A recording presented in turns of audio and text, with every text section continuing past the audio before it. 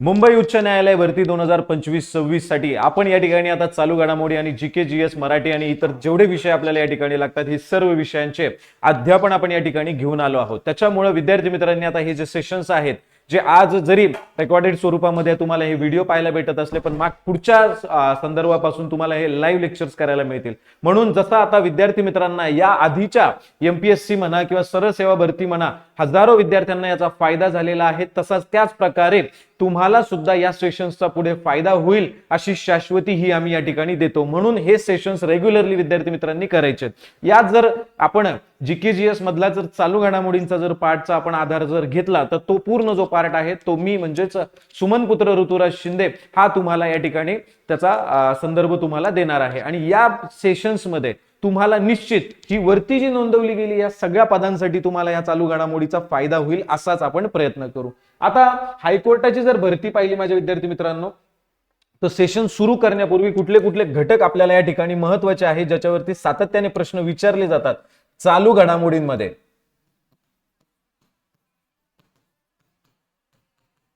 मग लिपिक पद असेल किंवा बाकीचे पद असतील त्यासाठी तुम्हाला जर आपण लक्षात घेतलं तर काही संदर्भ असे आहेत, काही एरिया असा हा आपण प्रामुख्याने पकडून चालूया मागच्या काही आधारांवरती की त्या ठिकाणी हमखास प्रश्न विचारले जातात. मग प्रश्न म्हणजे संदर्भ जर लक्षात घेतलं तर सगळ्यात पहिल्यांदा तर खेळ हा एक पॅटर्न आहे, त्याच्यानंतर नियुक्त्या हा एक पॅटर्न आपल्याला पाहायला भेटतो, याच्यावरती प्रश्न विचारले गेलेले आहे मागच्या काही संदर्भांमध्ये सरळ सेवेच्या. त्याच्यानंतर आंतरराष्ट्रीय घडामोडी अलीकडे जरी आपण पाहिलं तरी सुद्धा इथं आपल्याला लक्षात येतं की आंतरराष्ट्रीय चालू घडामोडींवरती मागच्या काही 2 ते 3 वर्षामध्ये म्हणजे 2023 पासून सरळ सेवा पदाची भरत्यांमध्ये आंतरराष्ट्रीय लेवलला काय चाललंय हेही त्या विद्यार्थी मित्राला अपेक्षित काय आहे वा हेही त्याची माहिती आहे का हे तिथं पेपर सेटरला अपेक्षित आहे. त्याच्यानंतर जर आपण लक्षात घेतलं अजून तर निधन वार्ता सुद्धा विचारले जातात. अलीकडे सायन्स अँड टेकचे सुद्धा प्रश्न आहे. मग याच्यामध्ये जर आपण पाहिलं तर पोर्टल आहेत, त्याच्यानंतर ऍप्लिकेशन्स आहेत, त्याच्यानंतर आर्टिफिशियल इंटेलिजन्सचा संदर्भ येतो किंवा काही वैज्ञानिक किंवा तांत्रिक दृष्ट्या जर एखादी घडामोड घडली असेल, एखादं धोरण निश्चित केली असेल तर ते सुद्धा आपल्याला याच्यामध्ये सगळ्या गोष्टी पाहायला भेटतात. यात जर नंतर पाहिलं तर राजकीय गोष्टी सुद्धा आपल्याला याचा आधार घेता येतो. राजकीय घडामोडी सुद्धा विचारतात, निवडणुकीच्या दृष्टिकोनातून ते असू शकतात चालू घडामोडींच्या बाबतीमध्ये किंवा त्याला एखाद्या विषयाची सुद्धा जोड असू शकते. त्यानंतर जर आपण पाहिलं तर सामाजिक घडामोडींवरती सुद्धा अलीकडे प्रश्नही विचारले जातात. ओके, तर आणि त्याच्यानंतर अलीकडच्या काळामध्ये जर आपण लक्षात घेतलं तर जागतिक मुद्द्यांमध्ये राष्ट्रीय पातळीवरती सुद्धा संरक्षण हा मुद्दा सुद्धा खूप चर्चेचा विषय असतो. म्हणून संरक्षण याला सुद्धा आपल्याला इग्नोर करता येत नाही. त्याच्यानंतर दुसरा जो मुद्दा आहे तो आहे अंतराळ आणि खगोल, हेही मुद्दे आपल्याला याच्यामध्ये पाहायला भेटतात. असे अनेक मुद्द्यांवरती आपल्याला जर संदर्भ पाहिला तर प्रामुख्याने हे घडामोडी या एरिया जनरली फोकस केले जातात. त्यामध्ये जर आपण लक्षात घेतलं तर आपल्याला अशा काही घडामोडी निश्चित करायच्या आहेत. त्यानंतर अलीकडच्या काळामध्ये महाराष्ट्राचा जर विचार केला तर संमेलन सुद्धा ही अलीकडे विचारली जातात. म्हणून आपल्याला हे आणि याच्या व्यतिरिक्त अजून युद्ध सराव असतात, त्याच्यानंतर मंत्रिमंडळाचा संदर्भ असतो कधी कधी. तर ह्या सगळ्या गोष्टी आपल्याला या ठिकाणी ह्या सेशन्स मध्ये पुढच्या काळामध्ये या एरियावरती मी प्रश्न टाकेल आणि मग तुम्हाला ते संदर्भ लक्षात येतील. तर इथपर्यंत क्लिअर. सगळ्यात पहिल्यांदा तर माझ्या विद्यार्थी मित्रांना हे सांगण्यामागे उद्देश हा होता की तुमचा दृष्टिकोन आता या सेशन्स कडे बघण्यासाठी कसा असावा, तुमची मानसिक तयारी कशी असावी, तो आपण उद्देश हा या ठिकाणी स्पष्ट केलेला आहे. त्यानंतर आपण जर आता डायरेक्ट मुद्द्याला हात घालायचा प्रयत्न केला तर एक प्रश्न मी तुमच्या समोर दिलेला आहे. हा प्रश्न त्याच सांगितलेल्या एरियापैकी एक प्रश्न एरिया आहे. तो प्रश्न मी तुम्हाला या ठिकाणी वाचून दाखवतो आणि त्याची उत्तरं मला तुमच्याकडनं चॅट बॉक्स मध्ये अपेक्षित असतील. ओके, बघा, सगळ्यात पहिल्यांदा जगातील पहिल्या हरित इंधन कार आहे, ते कर नाही, ते कार लॉन्च करणारी घोषणा अलीकडे कोणी केली आहे असा हा संदर्भ आपल्याला या ठिकाणी पाहायला भेटतो.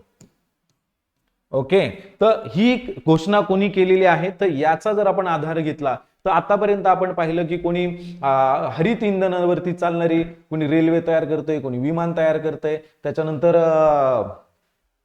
कारी तयार होऊ लागल्या. तर सगळ्यात पहिल्यांदा हरित इंधन म्हणजे हरितचा अर्थ नेहमी ज्यावेळेला आपण घेतो तर हा असतो हायड्रोजन रिलेटेड. म्हणजे इथं प्रामुख्याने जे एलिमेंट वापरलं जातं, जे मूलद्रव्य वापरलं जातं ते आहे हायड्रोजन. मग हे मिथेनचा स्वरूप असू शकतं किंवा ग्रीन हायड्रोजनचा संदर्भ म्हणजेच काय की पूर्णच्या पूर्ण हायड्रोजनचाच वापर करून हा आधार घेतलेला असावा. तर हे हायड्रोजनची कार लॉन्च केली तर हा देश कोणता आहे? पर्याय क्रमांक 3 हा आहे सिंगापूर. ह्या सिंगापूरने हरित कार प्लस हरित विमान सुद्धा आता हे निर्माण करणार आहे अशी ही या ठिकाणी ग्वाही आणि त्याची शाश्वती ही अलीकडे जगाला त्यांनी दिलेली आहे ऑफिशियली. म्हणजे हरित इंधन लॉन्च करणारे कार प्लस विमान हे घोषणा कोणी केली तर सिंगापूर या देशाने ती केलेली आहे.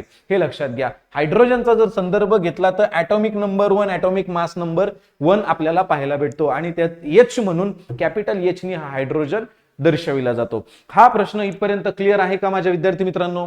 याच्याशी रिलेटेड ह्या ज्या 2-3 गोष्टी मी तुम्हाला सांगितल्या ह्या तुम्हाला तुमच्याकडे नोंद करून घ्या आणि अशी जी पीडीएफ आहे ही एडिट केलेली ही तुम्हाला आपल्या टेलिग्रामच्या चॅनलवरती म्हणजे एमपीएससी चॅलेंजर्स अकॅडमीचं एक टेलिग्रामचं चॅनल पण आहे. या व्हिडिओच्या डिस्क्रिप्शन मध्ये त्याची लिंक आहे, त्याच्यावरती तुम्हाला ही पीडीएफ अशीच्या अशी मिळून जाईल. पुढच्या प्रश्नाकडे आपण जाऊया आणि पुढच्या प्रश्नाकडे जाण्यापूर्वी मी तुम्हाला एक आपल्या एमपीएससी चॅलेंजर्स अकॅडमीची एक घोषणा आहे ही मी तुम्हाला एक घोषणा ही काय आहे मी तुम्हाला दर्शवतो. बघा, मुंबई उच्च न्यायालयाची ही भरती जी निघाली आहे 2025-26 ची या पदांची तयारी आता तुम्ही फॉर्म भरलेले आहे है ना. त्यामध्ये जर तुम्ही लक्षात घेतलं तर आपली ही जी टीम आहे या टीम पैकी तुम्ही कोणताही व्यक्ती जर गुगल युट्यूबवर सर्च केला तर तुम्हाला तो दिग्गज आणि त्या महाराष्ट्रामध्ये त्या व्यक्तीचं एक चांगलं कॉन्ट्रीब्युशन तुम्हाला पाहायला भेटतं बघा है ना. तर याच बेसिसवरती आपण जर लक्षात घेतलं तर इथं विद्यार्थी मित्र जे आहेत आपल्याला जोडले गेलेले आहेत मागच्या 3-3.5 वर्षापासून आणि त्यांच्यासाठी म्हणजे कोणासाठी तर पहिल्या 500 विद्यार्थ्यांसाठी आपण ही जे कोर्स सुरू केलेला आहे या कोर्सची फीस नाममात्र फक्त 299 ही ठेवली आहे. याच्यामध्ये तुम्हाला दिग्गज फॅकल्टी प्लस ऍडिशनल काही फॅकल्टी सुद्धा याच्यामध्ये तुम्हाला अध्यापन करायला येणार आहेत. लाईव्ह प्लस रेकॉर्डेड ह्या बॅचेस असणार आहेत. पीडीएफ सुद्धा तुम्हाला त्याच्यामध्ये मिळणार आहेत. पीवायक्यू अनालिसिस सुद्धा त्याच्यामध्ये होईल. अनलिमिटेड व्ह्यूज 1 वर्षाचं ते व्हॅलिडिटी असणार आहे आणि त्याच्यामध्ये तुम्ही किती वेळा ती बॅच बघू शकता, काही टेन्शन नाही. ओके, काय करायचंय तर जीएस बाय उत्तम गोरे हे ऍप्लिकेशन डाउनलोड करायचं आहे आणि डाउनलोड केल्याच्या नंतर तुम्ही ही बॅच परचेस करू शकता फक्त 299 मध्ये. काही टेन्शन नाहीये, पैसे वाया जाणार नाही, ह्याची शाश्वती तुम्हाला आम्ही 100% देऊ शकतो. काही तांत्रिक अडचणी आल्या तर ह्या नंबरवर किंवा तुमच्या स्क्रीनवरती जो नंबर जातोय त्यावरती तुम्ही संपर्क साधू शकता 10 ते 6 मध्ये. ओके, चलो आगे देखते हैं, नेक्स्ट क्वेश्चन देखते हैं. बघा, कोणता देश अलीकडे जगातील पहिलं कॅशलेस सोसायटी बनलेला आहे? म्हणजे ह्या देशामध्ये आता पूर्णपणे जे व्यवहार होत आहेत हे पूर्णपणे कॅशलेस पद्धतीने होत आहेत. कॅशलेस म्हणजे काय तर या ठिकाणी आता आपण चलन देतो, पैसे देतो, नोटा देतो है का नाही. तर आता इथून पुढे त्या देशामध्ये मिनिमम नंबर म्हणजे 95% जे व्यवहार आहेत हे पूर्णपणे कॅशलेस पद्धतीने होत आहेत असं त्यांनी डिक्लेअर केलंय. मग हा देश कुठला ठरलाय माझ्या विद्यार्थी मित्रांनो? तर याचं उत्तर आहे पर्याय क्रमांक 1 स्वीडन. स्वीडन नावाचा युरोप खंडातील हा देश आहे. या देशाने डिक्लेअर केले की आम्ही पूर्णपणे आता कॅशलेस झालेलो आहे. आमच्याकडे 95% जास्त जे व्यवहार आहेत आमच्या देशामध्ये ही कॅशलेस पद्धतीने होत आहेत म्हणून कॅशलेस सोसायटी म्हणून यांनी डिक्लेअर केले. मग याच्यानंतर अजून असे काही देश आहेत की ज्यांनी कॅशलेस होण्याचं त्या मार्गावरती आहेत. त्याच्यामध्ये 1 नंबरला तर स्वीडन आहे, 2 नंबरला आहे दक्षिण कोरिया आणि 3 नंबरला आहे, हेही आता पूर्णपणे प्रयत्न करतायत, ते म्हणजे चीन. हा संदर्भ माझ्या विद्यार्थी मित्रांनी लक्षात घ्यावा. हे 3 देश आहेत ते पूर्णपणे कॅशलेस पद्धती. आता याच्यामध्ये भारत सुद्धा आहे की भारत ही आपली जी ट्रान्झॅक्शन व्यवस्था आहे किंवा इकॉनॉमी आहे याला पण पूर्णपणे कॅशलेस करण्याच्या मार्गावर, पण तो अजून तेवढा इफेक्टिव्ह झालेला नाहीये. लक्षात घ्या, कारण लोकसंख्या आणि त्याची जी जनजागृती अजून तेवढी प्रमाणात ती झालेली नाहीये, पण बऱ्यापैकी कामगिरी जबरदस्त पद्धतीने सुरू आहे. ओके, चलो आगे देखते हैं. नेक्स्ट, भारतीय तटरक्षक दलाने अलीकडेच 23वी राष्ट्रीय सागरी शोध व बचाव मंडळाची बैठक कुठे आयोजित केली? फास्ट मध्ये याचं उत्तर मला सांगण्याचा प्रयत्न करा.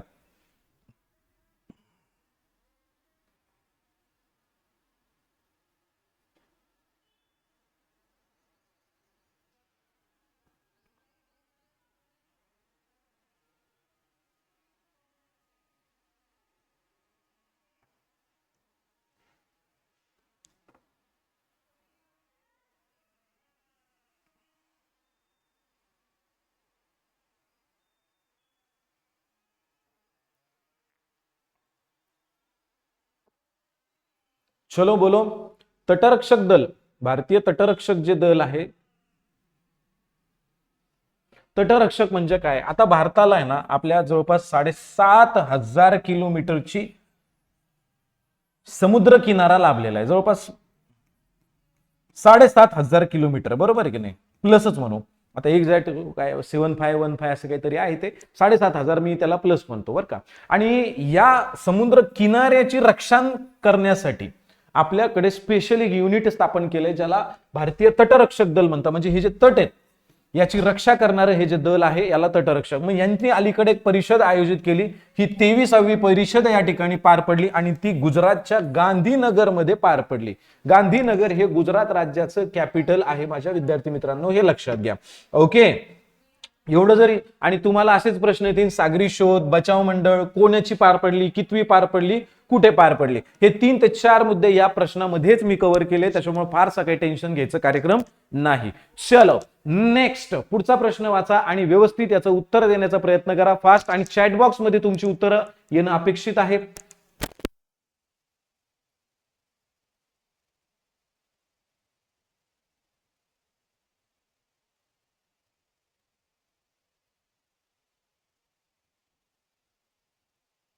विमानं दिसतायत का रे तुम्हाला पुढे?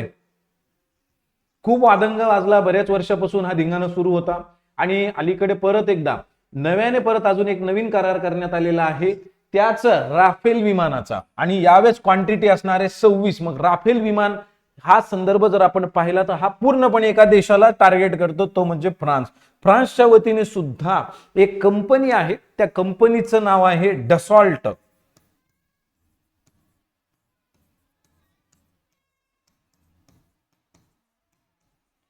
एव्हिएशन, डसॉल्ट एव्हिएशन नावाची ही कंपनी आहे. या कंपनी मार्फत ही विमानं आपल्याला या ठिकाणी अलीकडे, पहिले तर आपल्याला पहिल्या टप्प्यामध्ये 36 विमानं त्यांनी दिले, आता दुसऱ्यांदा 26 विमानांचा करार हा झालेला आहे, हे लक्षात घ्या.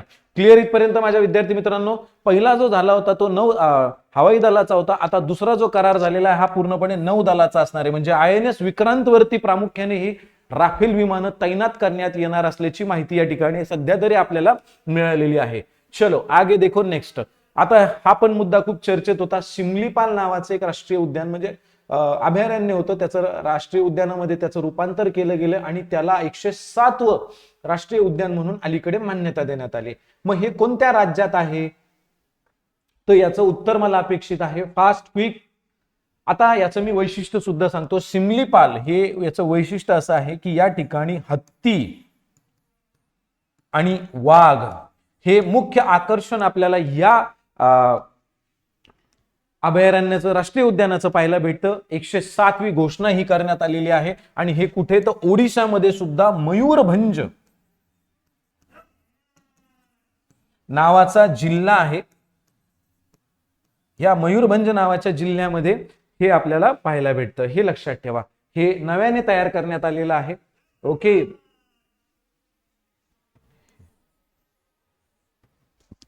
चलो नेक्स्ट. ह्या आपल्या भारताच्याच नव्हे तर आशिया खंडाच्या पहिल्या लोको पायलट होण्याचा मान त्यांना मिळाला. मग त्या कोण, त्यांचं नाव काय?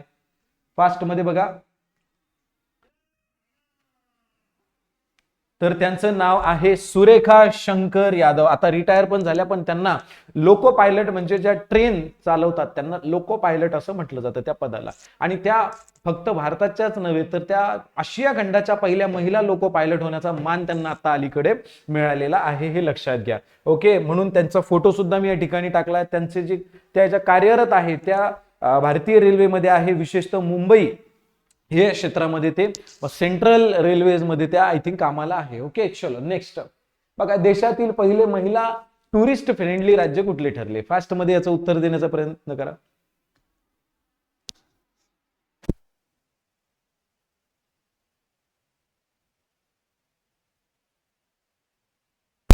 तर याचं उत्तर आहे माझ्या विद्यार्थी मित्रांनो केरळ. केरळला हा मान मिळालाय की त्या ठिकाणी महिला टुरिस्ट फ्रेंडली राज्य. त्याच्यानंतर केरळ नंतर 2 नंबरला गोव्याने सुद्धा डिक्लेअर केलं की आम्ही टुरिस्ट फ्रेंडली आहोत, हे लक्षात घ्या. पण महिला टुरिस्ट फ्रेंडली म्हणजे महिलांची सेफ्टी, सिक्युरिटी, शाश्वती, सुरक्षा याला प्रामुख्याने आमच्या राज्यामध्ये इथं प्राधान्य दिलं जातं, असं केरळचे मुख्यमंत्री पिनराई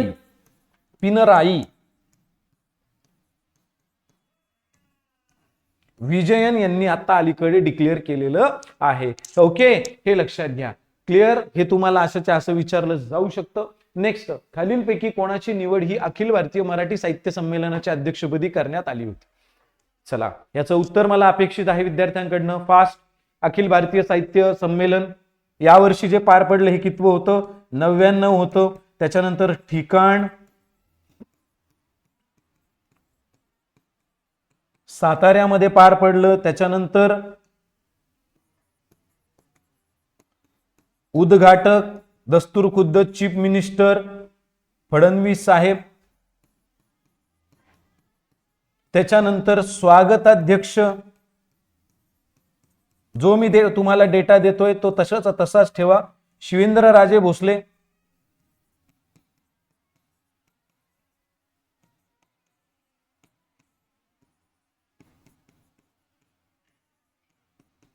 ओके, आणि त्याच्यानंतर अध्यक्ष पदावरती कोण आले तर श्री विश्वास पाटील आलेले आहेत.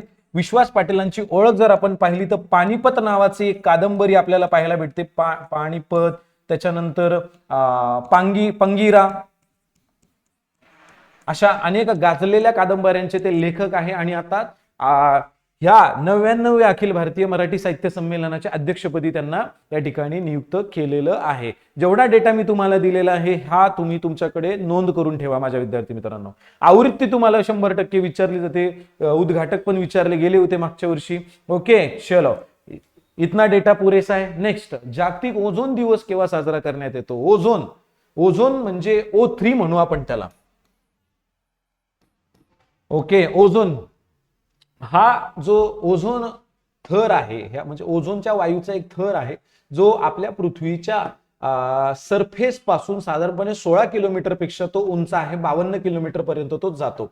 त्या ज्या स्पेसमध्ये तो आहे, ओके, त्याला स्थितांबर असं म्हटलं जातं. त्याला इंग्लिशमध्ये स्ट्रॅटोस्फिअर असं म्हटलं जातं. आणि आपल्या म्हणजे जीवनसृष्टी जी आहे त्या जीवनसृष्टीचं अल्ट्राव्हायोलेट रेज जे आहेत, विशेषतः UVC, ओके, याच्यापासून हे संरक्षण करतं माझ्या विद्यार्थी मित्रांनो, हे लक्षात घ्या. UVC. मग हा ओझोन जो लेअर आहे हा मध्ये मध्ये याचं डिप्लिशन होत जातं, म्हणजे हा पातळ होत जातो आपण मानव जातीने केलेल्या प्रदूषणामुळे. ओके, त्याच्यामुळे मग कुठेतरी याला आता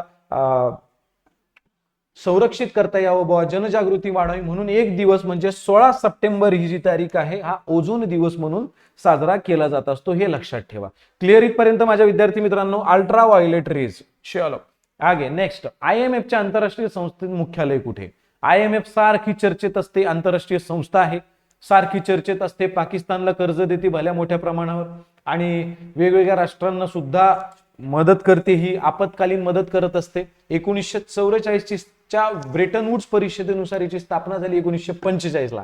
आणि सध्या भारताचे या ठिकाणी कार्य करणारे जे व्यक्ती आहे, कार्यकारी संचालक म्हणून श्री उर्जित पटेल साहेबांची नियुक्ती केली गेली आहे. मग ह्या IMF इंटरनॅशनल मॉनिटरी फंडचं मुख्यालय कुठे आहे तर ते आहे वॉशिंग्टन DC, हे लक्षात ठेवा. ओके, चलो आगे देखते. नेक्स्ट, 2025 सालचा दादासाहेब फाळके पुरस्कार कोणत्या अभिनेता यांना जाहीर झाला? फास्ट मध्ये सांगा.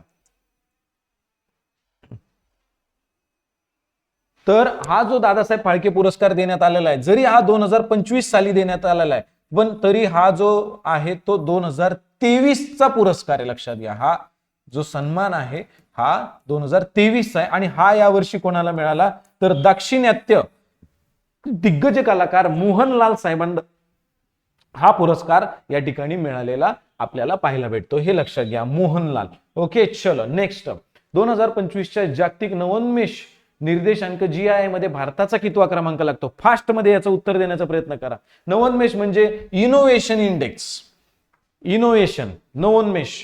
याच्यामध्ये जर आपण लक्षात घेतलं माझ्या विद्यार्थी मित्रांनो, टोटल जे देश आहेत म्हणजे टोटल जे संदर्भ आपल्याला पाहायला भेटतात, ओके, त्याच्यामध्ये 139 देशांचा संदर्भ या ठिकाणी मोजला गेला. किती? 139. आणि भारताचा क्रमांक लागतो 38वा. ही एक कामगिरी भारताने खूप चांगली केलेली आहे असं या ठिकाणी मोजलं जातं. मग पहिले 5 देश कोणते? पहिला आहे स्वित्झर्लंड, ओके. दुसरा आहे स्वीडन, हे तुम्हाला क्रम पण विचारला जातो अनेक वेळा. तिसरा आहे USA अमेरिका. त्याच्यानंतर चौथा आहे दक्षिण कोरिया आणि त्याच्यानंतर आहे सिंगापूर. असे 5 देश या ठिकाणी या यादीवरती ह्या निर्देशांकामध्ये हे टॉपला लागतात, हे आपण समजून घेतलं पाहिजे. ओके, चल नेक्स्ट. 18 सप्टेंबर 2025 रोजी निवडणूक आयोगाने एकूण किती मान्यता प्राप्त नसलेल्या राजकीय पक्षांची नोंद रद्द केली आहे याचं उत्तर देण्याचा प्रयत्न करा फास्ट. हा एक खूप धाडसी निर्णय निवडणूक आयोगाने घेतला. खूप मोठा निर्णय हा मानला जातो की असे पक्षच त्यांनी मान्यता रद्द केली ज्या पक्षांची नोंदच नीट नव्हती, व्यवस्थित नव्हती. तर असे जे पक्ष ही नोंदवले गेली, हे 474 पक्ष ही निवडणूक आयोगाकडनं नोंदवले गेले. निवडणूक आयोगाचा जर संदर्भ आपण पाहिला तर कलम, भारतीय राज्यघटनेचा कलम 324 नुसार आपल्याला हा संदर्भ पाहायला मिळतो. बरं, काल परवा तुम्ही आम्ही सगळ्यांनी मतदान केलं महानगरपालिकेला, है ना. ये देखो, ये मतदार, ये शाही पुस रही है इधर, है ना.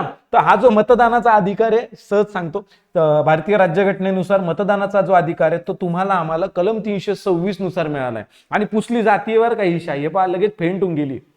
पहिले जे शाळा होते ते निघत नव्हत्या महिना महिना, किती घासा. आणि आंघोळ जर नसन केली तर अजून 10-15 दिवस प्लस. पण आंघोळ करून सुद्धा या शाळा निघायला लागल्या 2 दिवसात म्हटल्यावर मग आता असो, मी काही ऑब्जेक्शन नाही घेते, फक्त दाखवतोय निघती म्हणून. चलो, ऑस्कर 2026 स्पर्धेसाठी भारताकडून कोणत्या चित्रपटाची निवड करण्यात आली?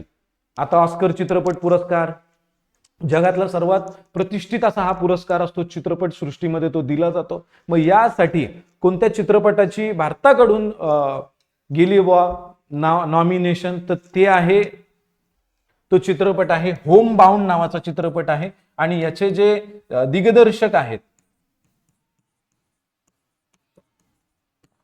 हे दिग्दर्शक आहे नीरज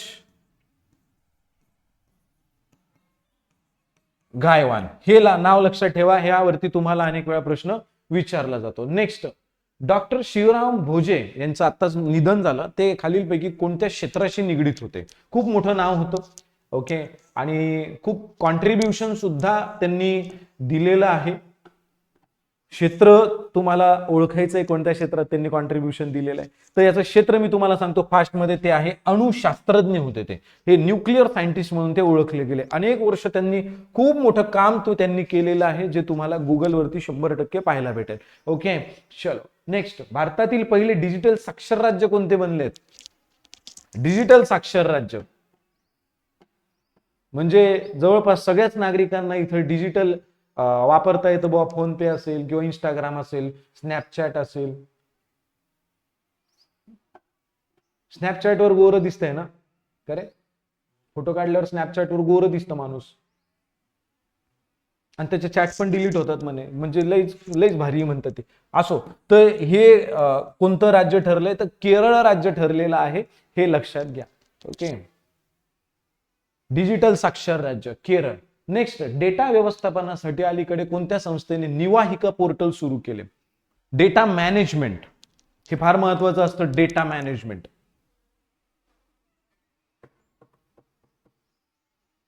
आपल्याकडनं डेटा डिलीट होऊन जातो. डेटा सिक्युअर कसा करता येऊ शकतो, कितपत प्रमाणात तो करता येऊ शकतो, या सगळ्या गोष्टी ह्या एका पोर्टलवरती आता त्या सेव्ह होऊ शकतात. आणि हे जे पोर्टल आहे, वेब पोर्टल, हे NIT पटना यांनी हे डिझाईन केलेलं आहे, हे लक्षात घ्या. म्हणजे जो डेटा आहे तो तुमचा सिक्युअर राहील, स्टेबल राहील, त्याला काही प्रॉब्लेम येणार नाही, असा हा एक संदर्भ आपल्याला पाहायला भेटतो. पुढचा प्रश्न बघा. National institute of ranking framework 2024 मध्ये कोणती संस्था अव्वल स्थानावर ठरली आहे? हे फार महत्वाचं आहे. म्हणजे हे काय करतं NIRF, national institute of ranking framework, की बाबा कोणती एज्युकेशनल संस्था ही खूप चांगली आहे, त्याच्यामध्ये एज्युकेशन क्वालिटी पासून तर जे शिक्षण दिलं जातं ते खरंच व्यावहारिक शिक्षण आहे का नुसती भोकंपट्टी आहे, साइन एक्स कॉस एक्स, आणि त्याचा व्यावहारिक आयुष्यात खरंच काही उपयोग आहे का प्रत्येकाच्या? ओके, आता त्याचा बरेच जण म्हणतात की सर आता मी स्वतः इंजिनियर आहे, आणि भरपूर जण म्हणतात की सर आम्हाला या साइन कॉस आणि ते काय इंटिग्रेशन करा, याचा कधीच आम्हाला फायदा झाला नाही.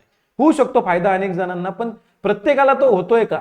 या संदर्भामध्ये व्यावहारिक जीवन जगण्यासाठी काय लागतं बुवा, हे फार महत्वाचं आहे. आणि ह्या बेसिसवर अनेक पैलूंचा अभ्यास करून ह्या निर्देशांकामध्ये त्या संस्थांची नोंद केली जाते की खरंच त्या किती वर्थ आहेत. आणि त्याच्यात जर आपण पाहिलं माझ्या विद्यार्थी मित्रांनो, तर त्याच्यात जर आपण पाहिलं तर IIT मद्रास अव्वल स्थानावर आपल्याला याच्यामध्ये पाहायला भेटतं. ओके, 2 नंबरला IISc बँगलोर, बोलून घे कोणाला होता का, IISc बंगळूर, आणि 3 नंबरला IIT दिल्ली. असे 3 संदर्भ आपल्याला याच्यामध्ये पाहायला भेटतात. टॉपचे इन्स्टिट्यूशन म्हणून यांना मान्यता दिलेली आहे. त्यानंतर बघा नेक्स्ट, विद्यार्थिनींना सॅनिटरी नॅपकिन खरेदी करण्यासाठी पैसे देणारे देशातील पहिले राज्य कुठले? फास्ट मध्ये याचं उत्तर देण्याचा प्रयत्न करा. म्हणजे आपल्या महाराष्ट्राने सुद्धा सॅनिटरी नॅपकिन्सच्या रिलेटेड एक योजना सुरू केलेली आहे. त्या योजनेला अस्मिता योजना असं नाव देण्यात आलंय. याच्यामध्ये जिल्हा परिषद असेल किंवा महानगरपालिका असेल, या ठिकाणी ज्या बिलो पॉवर्टी लेवलच्या विद्यार्थिनी आहेत त्यांना अवघ्या 1 रुपयामध्ये 10 नॅपकिन्स या ठिकाणी त्यांना देण्यात येतील. पण आता जर आपण पाहिलं तर हे एक राज्य जे ठरलंय, हे राज्य वार्षिक 300 रुपये त्या 7वी ते 12वीतील विद्यार्थिनींना देईल. आणि हे राज्य ठरलंय मध्य प्रदेश. म्हणजे त्या ठिकाणी 300 रुपये ऍडिशनल त्या विद्यार्थिनींना देण्यात येईल, जेणेकरून शाळा असेल, कॉलेज असेल, यामध्ये शैक्षणिक जी गळती आहे ही थांबवण्यासाठी आपल्याला प्रयत्न करावे लागतील. आणि याच्यामध्ये मासिक पाळी हा एक खूप मोठा अडथळा ठरत असून त्यावरती कशा पद्धतीने एक ओव्हरकम केलं पाहिजे व मात मिळवली पाहिजे, असा हा एक प्रयत्न मध्य प्रदेश सरकारने या ठिकाणी केलेला आहे. त्याच्यानंतर नेक्स्ट प्रश्न बघा, आपला आजचा शेवटचा प्रश्न आहे. पण विद्यार्थी मित्रांना अजून मला एक सरप्राईज द्यायचंय, त्यामुळे हे सेशन तुम्ही शेवटपर्यंत बघायचंय. बघा, दरवर्षी कोणता दिवस जागतिक अवयव दिन म्हणून पाळला जातो? फास्ट मध्ये याचं उत्तर द्या. जागतिक अवयव दिन. अवयवदान आता अलीकडे जर पाहिलं तर श्रेष्ठ दानांपैकी एक ठरलेलं आहे. आणि हे अवयवदानांमुळे अनेक लोकांचे प्राणही वाचताना अलीकडच्या काळात आपण हे बघतो. म्हणजे याला हार्ट पासून आता सगळे जवळपास आपले अवयव हे ट्रान्सप्लांट केले जाऊ शकतात.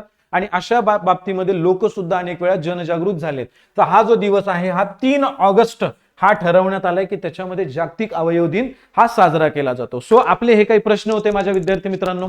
पुढचं जे सरप्राईज मी तुम्हाला या ठिकाणी म्हणालो होतो ते असं आहे की याच सेशन मध्ये, चालू सेशन मध्ये आता लगेच याच लिंक मध्ये तुम्हाला अध्यापनासाठी आपल्याकडे एक स्पेशल असे मराठीसाठी सर आलेले आहेत, गिरी सर म्हणून.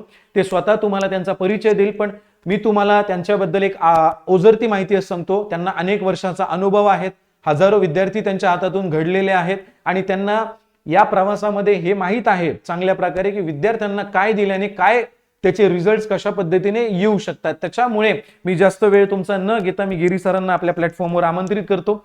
सर प्लीज, तुमचे भाग या प्लॅटफॉर्मला लागले. मी तुमचं पहिले तर सर्व विद्यार्थ्यांच्या वतीने, प्लॅटफॉर्मच्या वतीने स्वागत करतो. आणि पुढची सूत्र मी सरांच्या कडे ती सोपवतो आणि सरांच्या अनुभवाचा, सरांच्या अध्यापनाचा विद्यार्थ्यांना फायदा होईल अशी मी तुम्हाला शाश्वती देतो. Sir please.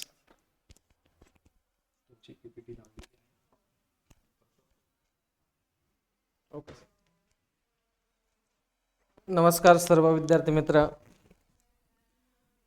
महाराष्ट्रातील सर्व विद्यार्थी जे स्पर्धा परीक्षेची तयारी करतात त्यांच्या यशाच्या सहभागामध्ये आमचा थोडासा वाटा असावा याबद्दल आपण या ठिकाणी आज मराठी भाषेविषयी चर्चा करणार आहेत. मित्रांनो बघा, ज्या वेळेस आपण स्पर्धा परीक्षेची तयारी करतो, स्पर्धा परीक्षेची तयारी करत असताना आपणाला वेगवेगळ्या विषयांचा अभ्यास करत असताना आपण मातृभूमीचा, आपल्या मातृभाषेचा ऋण फेडण्यासाठी आपण एकच केलं पाहिजे मित्रांनो, की आपला इतर विषयावर जशी कमांड आहे तशी आपल्या मातृभाषेवर सुद्धा आपली एक कमांड असली पाहिजे. आपल्याला मातृभाषेवर असणारा जो अभिमान आहे आणि आपल्याला जे मिळणारे गुण आहेत हे पैकीच्या पैकी असणारे आहेत, परंतु अनावधानाने आपल्या अभ्यासामध्ये काही त्रुटी राहत असतात मित्रांनो. आता त्याच त्रुटी दूर करण्यासाठी मी प्राध्यापक गोविंदगिरी तुम्हाला मराठी भाषेचं एक परिपूर्ण ज्ञान,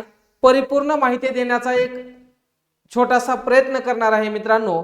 या ठिकाणी आपण पाहतो की ज्या स्पर्धा परीक्षेमध्ये मराठी भाषेला जे अनन्यसाधारण महत्व आहे, आता ते अनन्यसाधारण महत्वापैकी आपण मराठी भाषेवर येणारे काही संभाव्य प्रश्न असतील, आलेले परीक्षेमध्ये प्रश्न असतील, या सर्व प्रश्नाचा काय करणार आहेत, एक व्यवस्थितपणे चर्चा करणार आहेत. बघा, पहिलाच प्रश्न तुम्हाला या ठिकाणी दिलेला आहे. पहिला प्रश्न काय या ठिकाणी मित्रांनो, बायकोचा नवऱ्यावर विश्वास असावा. आपण सरळ प्रश्नाकडे वळूया. तुमचा हे वेळ अति महत्वाचा आहे, मूल्यवान वेळ आहे मित्रांनो. तुम्हाला स्पर्धा परीक्षेमध्ये वेळेला आपण खूप महत्व देतो, तर आपण सरळ सरळ प्रश्नाकडे जाणार आहेत. बायकोचा नवऱ्यावर विश्वास असावा या वाक्यामध्ये विश्वास या नामाचा काय सांगितलं आपल्याला, प्रकार ओळखा. विश्वास या नामाचा प्रकार सांगायचा आहे.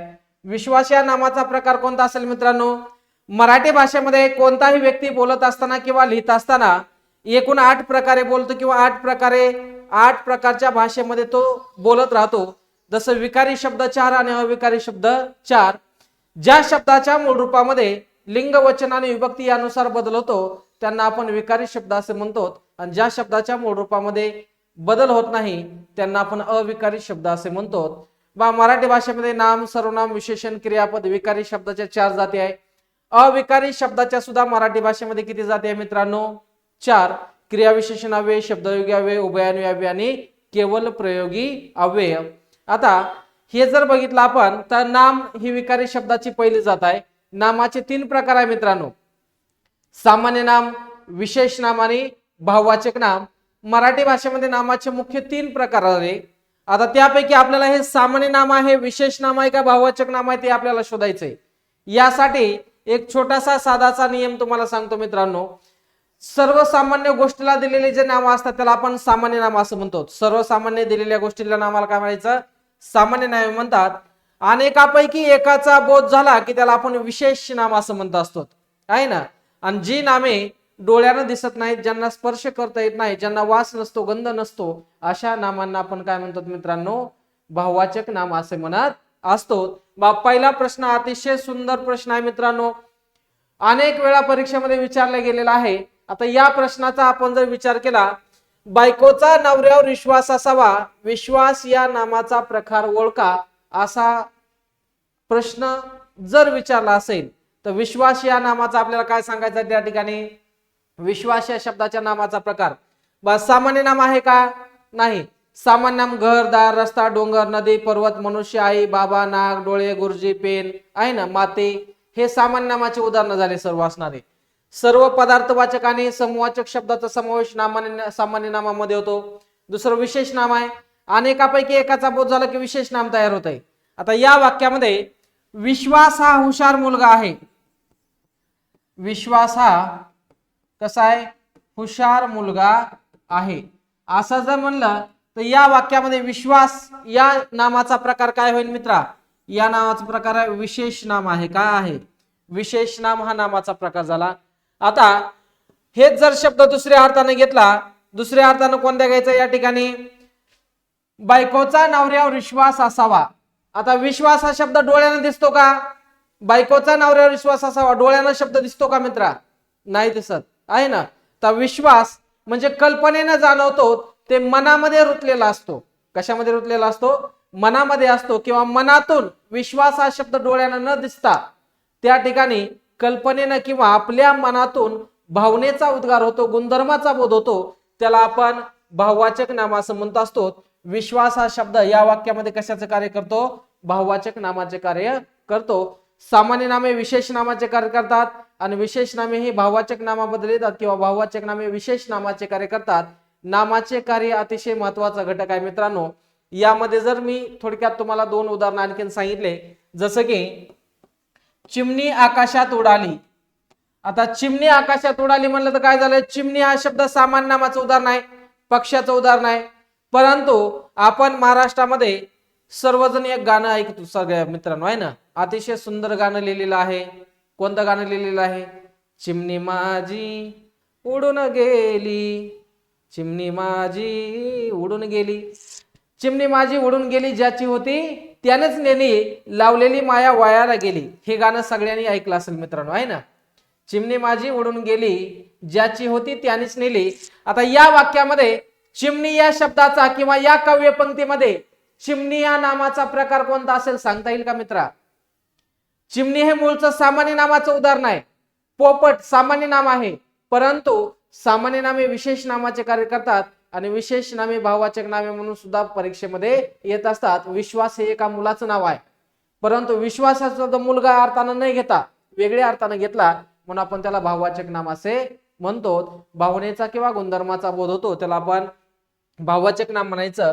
चिमणी हे सामान्य नाम आहे आणि चिमणी माझी उडून गेली, एका बापानं आपल्या लेकीसाठी, एका पित्यानं आपल्या मुलीसाठी जे गायलेलं गाणं आहे त्यामध्ये मुलगी या शब्दाबद्दल चिमणी हा शब्द घेतलेला आहे. म्हणून चिमणी या काव्यपंक्तीमध्ये विशेष नामाचं कार्य करू शकते, लक्षात ठेवा. जसं की शेजारच्या चिमणबाई कालच माहेरी गेल्या, शेजारच्या चिमणबाई कालच माहेरी गेल्या या वाक्यामध्ये चिमणबाई हे विशेष नामाचं उदाहरण आहे. आमचा पोपट सासरी गेला, पोपट काय आहे? विशेष नाम आहे. पोपट आकाशात उडाला सामान्य नाम आहे मित्र, लक्षात घे. असा आपला पहिला प्रश्न झालेला आहे. धातूपासून तयार झालेल्या नामांना धातू साधित नामे असं म्हणतात. मूळ धातूला नारा नारी नारे प्रत्यय लागतात आणि त्यापासून धातू साधित नामे तयार होतात. उदाहरणार्थ बोल पासून बोलका पोपट, बोलणारा पोपट, पळणारा कुत्रा असे धातू साधित शब्द मराठी भाषेमध्ये तयार होत असतात. बघा दुसरा प्रश्न आहे मित्रांनो, पटापट सगळ्यांनी कमेंट करायचे या ठिकाणी. आधुनिक मराठी कवितेचे जनक कुणाला म्हटलं जात आहे? मराठीच्या आधुनिक मराठी कवितेचे जनक कुणाला म्हणतात? बा सी मर्डेकर, बाळ सीताराम मर्डेकर यांना म्हणतात का? नाही. बा सी मर्डेकर काय आहेत? मराठीच्या नवकवितेचे जनक आहेत. कोण आहेत? बाळ सीताराम मर्डेकर आहेत असणारे. कृष्णाजी केशव दामले हे आधुनिक मराठीच्या कवितेचे जनक आहेत का मित्रा? बा केशवसूत यांना काय म्हणतो आपण? केशवसूत यांना आधुनिक मराठी कवितेचे जनक असे म्हणतो. मराठी भाषेला, मराठी भाषा लिहित असताना मराठी भाषेच्या कवितेला आमूलाग्र बदल घडवून आणणारा आणि मराठी भाषेच्या कवितेमध्ये आधुनिक पद्धतीने लिखाण करणारे कवी म्हणजे केशवसूत यांचा उल्लेख विशेष करून मित्रा दिसून येतो. लक्षात ठेवायचं आहे आपल्याला. कृष्णाजी केशव दामले, केशवसूत असं म्हणायचं त्यांना, आहे ना. आणि प्रल्हाद केशव आत्रे काय यांचं टोपण नाव? यांना म्हणायचं केशव कुमार. काय म्हणायचं रे मित्रा? केशव कुमार. सर्व लेखक आणि त्यांचे टोपण नाव आपल्याला माहिती असणं खूप आवश्यक आहे मित्र, लक्षात घे. केशव कुमार, प्रल्हाद केशव आत्रे, केशव कुमार आहेत ते असणारे. या नावानं त्यांनी काय कादंबर, कथा, कादंबरी आणि कविता लिहिल्या. केशवसूत कृष्णाजी केशव दामले यांना आधुनिक मराठी कवितेचे जनक असे म्हटलं जातंय मित्रा. आणि दादोबा पांडुरंग तरखडकर आहे. दादोबा पांडुरंग तरखडकर यांना 1836 मध्ये मराठी व्याकरणाचे पहिले पुस्तक, मराठी व्याकरणाचं मराठी भाषेमध्ये लिहिणारे पहिले व्यक्ती कोण आहेत? मराठी माणूस असणारा दादोबा पांडुरंग तरखडकर आहे. म्हणून दादोबा पांडुरंग तरखडकर यांना मराठी भाषेचे पाणिनी असे म्हटलं जातं, लक्षात ठेवायचं. मराठी भाषेचे पाणिनी कोण आहेत मित्रा?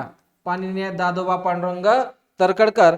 आपल्याला प्रत्येक प्रश्न हा व्यवस्थितपणे समजला पाहिजे, प्रत्येक पर्यायाचं आपण विश्लेषण व्यवस्थित पाहिलं पाहिजे, जेणेकरून परीक्षेमध्ये आपला एकही मार्क नाही जायला पाहिजे मित्रांनो, लक्षात घे. आणि त्यासाठी तुला काय करायचंय, परीक्षेत जे प्रश्न येतात चारही प्रश्नाचं विश्लेषण, चारही ऑप्शनचं विश्लेषण व्यवस्थित करता आलं पाहिजे. असा जर अभ्यास केला तर आपल्या परीक्षेमध्ये एकही मार्क या ठिकाणी जाणार नाही. राहील लक्षात सगळ्यांच्या. या प्रश्नाचं उत्तर आहे कृष्णाजी केशव दामले. आधुनिक मराठी कवितेचे कोण आहेत? हे असणारे जनक आहेत मित्रा. समजलं सगळ्यांना? पुढचा घटक बघा. पुढचा प्रश्न आहे, मनमोहिनी मोहक मोहरा मनात माझ्या मावेना. मनमोहिनी मोहक मोहरा मनात माझ्या मावेना. अलंकाराचा प्रकार ओळखा. बघा अलंकार या शब्दाचा अर्थ काय होतो मित्रा? दागिना. अलंकार या शब्दाचा अर्थ काय आहे? दागिना. ज्याप्रमाणे एखादी सुंदर स्त्री किंवा ज्याप्रमाणे मानव आपलं सौंदर्य अधिक खुलून दिसण्यासाठी दागिन्यांचा किंवा वेगवेगळ्या वस्त्रांचा परिधान करतो किंवा वेगवेगळ्या कपड्यांचा परिधान करतो, त्याचप्रमाणे भाषेला सौंदर्य प्राप्त होण्यासाठी ज्या शब्दाचा वापर केला जातो त्याला आपण अलंकारिक शब्द असे म्हणत असतो. तसं आता या वाक्यामध्ये एखादी स्त्री चालते आणि चालत असताना किंवा तिचं रूप आहे ते रूप पाहत असताना एखाद्या व्यक्तीने त्याच्याविषयी जे मत व्यक्त केलेलं आहे ते मत या ठिकाणी दिलेलं आहे मित्रांनो. मनमोहिनी मोहक मोहरा मनात माझ्या मावेना. आता या वाक्यामध्ये काय सांगितलंय? अलंकाराचा प्रकार ओळखा. ज्या वाक्यात किंवा कवितेच्या चरणामध्ये एकच शब्द पुन्हा पुन्हा आल्यामुळे एक नादमाधुर्य प्राप्त होते त्याला आपण अनुप्रास अलंकाराची उदाहरणे असे म्हणत असतो. म्हणजे या वाक्यात म म म म म म हा शब्द आल्यामुळे यामध्ये एक नादमाधुर्य प्राप्त झाले म्हणून त्यास आपण अनुप्रास अलंकार असे म्हणतात. जसं की पिंटू पिंगळे पुलावरून पळत पळत पडला. या वाक्यात कोणता शब्द आला?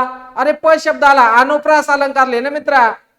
ज्या वाक्यात किंवा कवितेच्या चरणात एकच शब्द पुन्हा पुन्हा येतो आणि त्यामुळे एक नादमाधुर्य प्राप्त होते त्याला आपण अनुप्रास अलंकाराची उदाहरणे असे म्हणत असतो. मित्रा, जसे परीक्षेमध्ये उदाहरणे येतात ते सर्वच्या सर्व परीक्षेमधले उदाहरणं आपल्याला ओळखता आले पाहिजे. उदाहरण कुठलं पाठ करण्याची काय आवश्यकता आहे का? नाही. जे काही उदाहरणं आहेत, हटातटानी पटा रंगोनी जटा धरिसी का श्रीहरी, या वाक्यामध्ये हा आणि ट या शब्दाची पुन्हा पुन्हा आवृत्ती होते म्हणून याला सुद्धा अनुप्रास अलंकार असं म्हणायचं. एकच शब्द पुन्हा पुन्हा आला तर ती अनुप्रास अलंकाराची उदाहरणं असतात. अनुप्रास अलंकार पर्याय नंबर किती आहे रे भाऊ? पर्याय नंबर दाजी भाऊ तिसरा पर्याय नंबर आहे का नाही? आता हे सर्व प्रश्नाची उत्तर आपल्याला योग्य पद्धतीने लिहिता आलं पाहिजे. आता काही जण म्हणते सर यमक अलंकार कशाला म्हणायचं? अलंकाराचे मुख्य दोन प्रकार शब्द अलंकार आणि अर्थ अलंकार आहे मित्रा. त्यापैकी यमक अलंकार श्लेष आणि अलंकार अनुप्रास शब्द अलंकाराचे उदाहरण आहेत आणि अतिशयोक्ती हा अर्थ अलंकाराचं उदाहरण आहे. शब्द अलंकाराचे मुख्य तीनच प्रकार आहेत. कोणता अलंकार शब्द आणि अर्थ अलंकार आहे असं विचारलं जात आहे तर श्लेष अलंकार हा शब्द अलंकार सुद्धा आहे आणि अर्थ अलंकार सुद्धा आहे. मित्रांनो एक लक्षात ठेवायचंय. सगळे अलंकार थोडे थोडे माहिती तुम्हाला सांगतो जेवढे आहेत आपल्या पर्यायामध्ये. एखाद्या वाक्यात किंवा कवितेच्या चरणामध्ये मध्ये किंवा शेवटीला एक विशिष्ट प्रकारचा यमक जुळतो त्याला आपण यमक अलंकाराचे उदाहरण असं म्हणतो. उदाहरणार्थ ढाळू नको अश्रू पुसणार नाही कोणी, दुःखात साथ द्याया असणार नाही कोणी. या वाक्यामध्ये कोणी कोणी या ठिकाणी यमक जुळतो कवितेच्या चरणात आहे ना. किंवा सुसंगती सदा घडो सृजन वाक्य कानी पडो कलंकमतीचा जडो विषय सर्वथा नावडो. जडो घडो पडो आणि नावडो या ठिकाणी यमक जुळतो याला सुद्धा काय म्हणायचं? यमक अलंकाराची उदाहरणे असे म्हणत असतात. एखाद्या वाक्यात किंवा कवितेच्या चरणामध्ये विशिष्ट प्रकारचा यमक मध्ये किंवा शेवटीला जुळतो याला आपण यमक अलंकाराची उदाहरणे असं म्हणतो. श्लेष अलंकार श्लेष या शब्दाचा अर्थ काय होतो? आलिंगन देणे, आलिंगन देणे किंवा मिठी मारणे. एकाच शब्दाला दोन अर्थाची मिठी मारलेली असते तेव्हा त्याला आपण काय म्हणतो? श्लेष अलंकाराची उदाहरणे असे म्हणत असतो. जसं की हे मेघा तू सर्वांना जीवन देतोस. जीवन या शब्दाचा अर्थ काय? जीवन म्हणजे जीवन जगणे, जीवन म्हणजे पाणी. त्या ठिकाणी त्याच अर्थाचा शब्द ठेवला की त्यातला श्लेष काय होतो? संपुष्टात येतो. त्याला आपण श्लेष अलंकाराची उदाहरणे असं म्हणतो. किंवा मला तंबाखू लागते, तर मलाच घेतो, तुम्हाला म्हणलं तर वाईट वाटेल आता आहे ना. मला तंबाखू लागते. लागते या शब्दाचा अर्थ काय मित्रा? लागते या शब्दाचा अर्थ आहे आवश्यकता असणे आणि दुसरी आहे लागते म्हणजे चक्कर येणे किंवा भोरळ येणे. मला तंबाखूमुळे चक्कर येते असं जर म्हणलं तर त्याचा श्लेष काय झाला? संपुष्टात आला. त्याला श्लेष अलंकार म्हणतो. आणि अतिशयोक्ती अलंकार कशाला म्हणायचं? एखादी गोष्ट वाजवीपेक्षा जास्त फुगवून सांगितली तर त्याला आपण अतिशयोक्ती अलंकाराची उदाहरणे असे म्हणत असतो. आता वाजवीपेक्षा जास्त फुगवून सांगणे म्हणजे काय मित्रांनो लक्षात घ्या. आटपाट नगर, नगरात दुधाची तळे, तळ्यांच्या काठी पेड्यांची मळे आणि गावात लोक सारीच वेळे. अरे आटपाट नगर असतंय का कुठं? आटपाट नगर जरी असलं ते पेड्यांचे मळे असतात का? दुधाची तळे असतात का? आणि गावात लोक सारीच वेळे असतात का? नाही. ही गोष्ट काय सांगितली? अतिशय फुगवून सांगितली गेली त्याला आपण अतिशयोक्ती अलंकाराचं उदाहरण म्हणतात. किंवा हे प्रिये मी तुझ्यासाठी चंद्र, सूर्य, ग्रह, तारे तोडून आणून देईल. आता असं कोणी करू शकतंय का? एखाद्या व्यक्ती कितीही दुसऱ्या व्यक्तीवर प्रेम करत असला तर त्या प्रेयसीसाठी तो सूर्य, चंद्र, ग्रह आणि तारे तोडून आणून देईल का मित्रांनो? अजिबात देऊ शकत नाही. त्याला आपण अतिशयोक्ती अलंकार म्हणतो. अतिशय फुगवून सांगितलेली गोष्ट असेल. किंवा एका भल्या मोठ्या हत्तीने सुईच्या नाकातून उडी मारली आणि समोरच दुधाने भरलेल्या प्याल्यात बुडून बुडून तो मृत्यू पावला, त्याला सुद्धा आपण अतिशयोक्ती अलंकार असे म्हणतो. भला मोठा हत्ती दुधाच्या प्याल्यामध्ये कधी उडी मारेल का? हत्तीला पावता येते भाऊ, तो कशाला दुधाच्या प्याल्यामध्ये उडी मारेन? आणि उडी मारलीच तर ती पवतो त्या ठिकाणी दूध पिऊन टाकेल, तो बुडून बुडून मृत्यू पावणार नाही. असे अनेक उदाहरण आहेत मित्रांनो. मनमोहिनी मोहक मोहरा मनात माझ्या मावेना कोणता आहे अलंकार? या ठिकाणी अनुप्रास अलंकार आहे. एकच शब्द पुन्हा पुन्हा आल्यामुळे त्यामध्ये एक नादमाधुर्य प्राप्त झाले, याला आपण अनुप्रास अलंकाराची उदाहरणे असे म्हणतो. असंख्य असे काही उदाहरण आहे मित्रांनो. अलंकार ओळखायचा कसा एवढंच लक्षात ठेवायचं, पाठ काही करायची आवश्यकता नाही. पुढचा प्रश्न बघा. खालील समासाचा प्रकार ओळखा मित्रांनो. गायरान. मराठी भाषेमध्ये सामासिक शब्दातील कोणते पद महत्वाचे? यावरून समासाचे किती प्रकार आहे? 4 प्रकार आहे. ज्या सामासिक शब्दातील दोन्ही पदे महत्वाचे असतात त्याला आपण काय म्हणतो? दोन्ही पदे महत्वाचे, द्वंद्व समास. दोन्ही पदे गौण, बहुव्रीही समास. दोन्ही पदे महत्वाची द्विगु समास आणि दोन्ही पदे गौण बहुव्रीही समास असं म्हणतो. द्विगु द्वंद्व अव्ययभाव. अव्ययभाव समासातील पहिले पद महत्वाचे असून दुसरे गौण. या ठिकाणी पहिले पद गौण असून दुसरे पद या ठिकाणी महत्वाचे असते. आणि द्वंद्व समासामध्ये दोन्ही पद काय असतात? अर्थाच्या दृष्टीने महत्वाचे. आणि द्विगु समास हा तत्पुरुष समासाचाच प्रकार आहे मित्रा. आता एक लक्षात घ्या, खालील समासाचा प्रकार ओळखा. गायरान. सामासिक शब्दाचा विग्रह किंवा फोड कशा प्रकारे केली जाते त्यानुसार या समासाचा प्रकार आपल्याला ओळखायचा असतो मित्रा. गायरान, गायीसाठी रान आहे ना. गायरान, गायीसाठी रान. ज्या सामासिक शब्दातील पहिले पद गौण असून दुसरे पद महत्वाचे असते आहे ना. गायरान आहे. पुन्हा दुसरा आपण शब्द घेतला गाय, या शब्दाला काय महत्व आहे का? नाही. या ठिकाणी रान हा शब्द दुसरं पद महत्वाचं असून पहिलं पद काय आहे? गौण आहे. त्या शब्दाला आपण तत्पुरुष समासाचे उदाहरणे असे म्हणत असतो. गायरान, गायीसाठी रान विभक्ती तत्पुरुष समासाचं उदाहरण आहे मित्रा ते असणार, लक्षात ठेवायचं. पुन्हा द्विगु समास कशाला म्हणायचं? ज्या सामासिक शब्दातील पहिले पद संख्या विशेषण असते त्याला काय म्हणतात? द्विगु समास असं म्हणतात. आता पहिले पद संख्या विशेषण असते ते द्विगु समासाचे उदाहरण असतात. जसं की लक्षात घे, पंचपाळे, पाचुंदा, बारभाई हे द्विगु समासाचे उदाहरण आहे.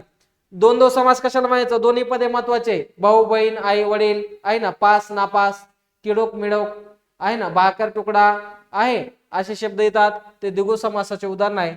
आणि पहिले पद अव्यय असते त्याला आपण अव्ययभाव समास असं म्हणतो.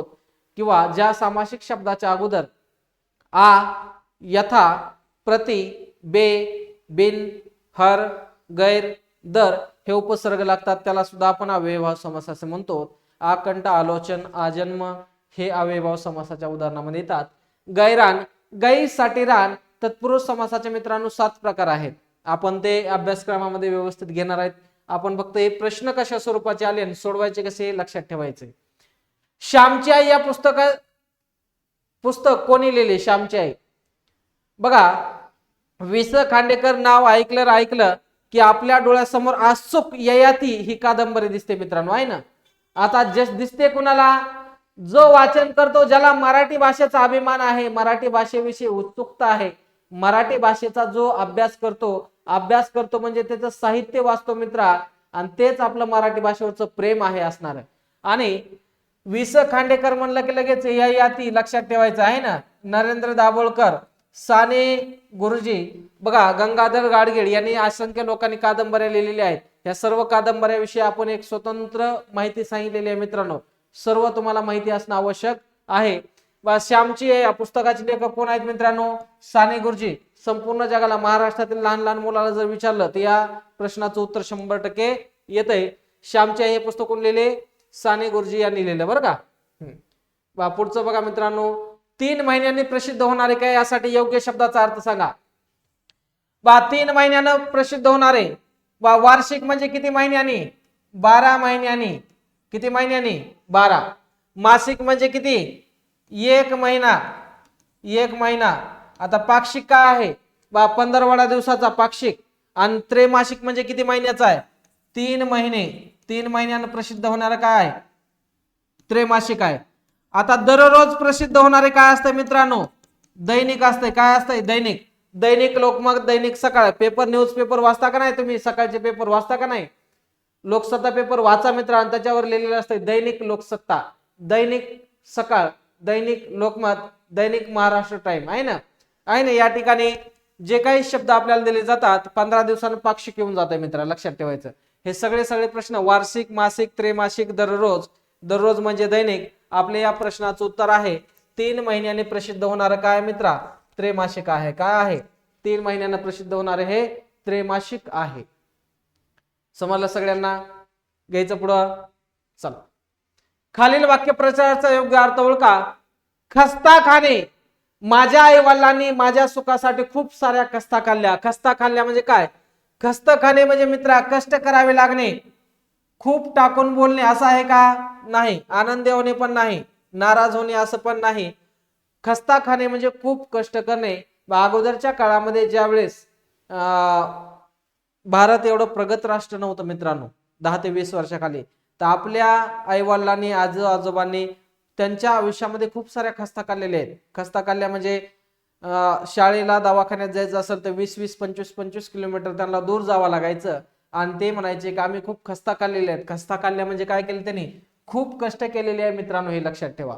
कष्ट करणे असा या वाक्यप्रचाराचा अर्थ होतो. मराठी भाषेमध्ये 10,000 वाक्प्रचार आणि म्हणी आहे. आता 10ला 10,000 पाठ कराल का तुम्ही? 10ला 10,000 पाठ करायची गरज नाही मित्रा. 10,000 पाठ करायची काय आवश्यकता नाही. या ठिकाणी तुला फक्त आणि फक्त काय करायचंय मित्रा? ज्या दैनंदिन जीवनामध्ये आपल्या वापरात येणाऱ्या म्हणी आहेत त्या म्हणी तेवढ्या पाठ करा. परीक्षेमध्ये तेवढ्या भरपूर झाल्या. त्यासाठी तुम्हाला आपल्या अकॅडमीचा ऍप डाउनलोड करायचंय. यामध्ये विशेष ज्या बॅच आहेत त्यामध्ये सर्व बॅच जॉईन करायच्या आणि येणाऱ्या नोकर भरतीमध्ये सरकारी नोकरीचा ठसा हा उमटून घ्यायचा आहे मित्रांनो. आता यामध्ये पुढील प्रश्न बघा आपण. गणेशला थंडी वाजते, क्रियापदाचा प्रकार ओळखा. वाक्यातील क्रिया दर्शवून वाक्याचा अर्थ पूर्ण करणाऱ्या क्रियावाचक शब्दाला आपण क्रियापद असे म्हणत असतो. आता या वाक्यामध्ये गणेशला थंडी वाजते, क्रियापदाचा प्रकार ओळखा असं जर सांगितलं. आता क्रियापदाचे सिद्ध आणि साधित असे मुख्य 2 प्रकार आहेत. सिद्ध क्रियापदाचे अर्थावरून आणि रूपावरून, अर्थावरूनचे सकर्मक, आकर्मक, द्वैकर्मक, भावकर्तृत्व आहे ना, असे 6 प्रकार एकूण पडणारे आहेत.